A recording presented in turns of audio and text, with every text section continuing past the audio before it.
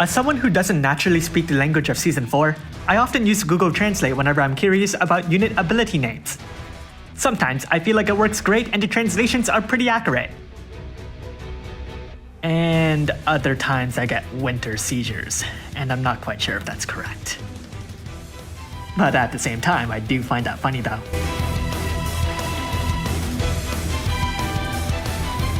Yshe's Trustmaster reward is a materia that boosts equipment attack and magic by 100% while the user is carrying a single katana, spear, or mace. An odd combination, but who's complaining if it works? Her Super Trustmaster reward is a two-handed spear. It has high attack and magic and boasts both Dragon and Insect Killer Plus. Furthermore, when equipped to any one of the 3 units on this banner who's not Sid, that unit will get an extra 500 attack and magic. Onto her active abilities.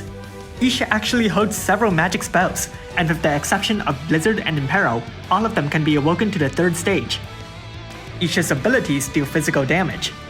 Blade Blitz can be awakened further. Provoke is Provoke. Bursting Break and Full Breakdown are abilities we haven't seen in a while, oddly enough. Vinta Anfal deals ice damage that chains Bolting Strike and lowers both fire and ice resistance by 130%. I Am a Soldier can be used once per battle.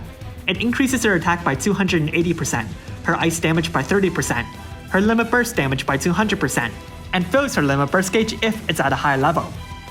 I Will Carry Out All Battles in Front of Me can also be only used once per battle. It inflicts an 85% attack and magic break, an 88% defense and spirit break, and gives your team a powerful 150% killer against machine-type enemies. Passives. But for Trustmaster reward or Super Trustmaster reward equipped, Yshe gains a strong booster, limit burst damage, and some extra magic. She's going to appreciate that passive, given she doesn't have any booster or limit burst damage at all. But she does have 4 strong killers: machines, dragons, insects, and beasts, in descending order of strength. She also has a small limit burst regen and a boosted physical evasion. At the beginning of the battle, Yshe will automatically cast Preemptive Full Break, which inflicts a 70% full break and lowers all elemental resistance by 80%. She prefers to carry a single weapon, meaning half the cap to the chain limit boost. She also has a 50% boost to passive provoke. At EX plus 2 she gets Warring Spirit. At EX plus 3 she gets 500 attack. She also has a decent spread of elemental resistance, and she's most resistant to fire and ice attacks. Let's look at her limit burst. It inflicts an 85% attack and magic break, a 87% defense and spear break, a 25% spear imperil, a 140% ice imperil, and deals ice physical damage. As a super limit burst damage dealer, Yshe has access to Sabotage Shift, which automatically fills her limit burst gauge. Wow, so special! The super limit burst itself has the exact same breaks, but the spear imperil is up to 35% while the ice imperil is up to 145%. Of course, the ice damage also gets stronger. Let's rank Brave abilities. She has 1, it just raises damage. Time to make a damage rotation. On turn 1, triple cast Winter Anfall. On turn 2, triple cast Winter Anfall. On turn 3, declare you are a soldier and double cast Winter Anfall. On turn 4, use her limit burst. On turn 5, use her super limit burst. Repeat the rotation from here, prioritizing her limit burst whenever they're ready. So, EX2. As a super limit burst damage dealer, Yshe automatically benefits from additional EX awakenings.